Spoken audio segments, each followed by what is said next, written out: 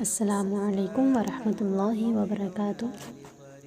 سیدنا قیس بن سعد رضی اللہ عنہ بیان کرتے ہیں کہ رسول اللہ صلی اللہ علیہ وسلم نے مجھ سے فرمایا، الا ادلک علی باب من ابواب الجنہ، کیا میں تمہیں جنت کے دروازوں میں سے ایک دروازے کے بارے نہ بتاؤں؟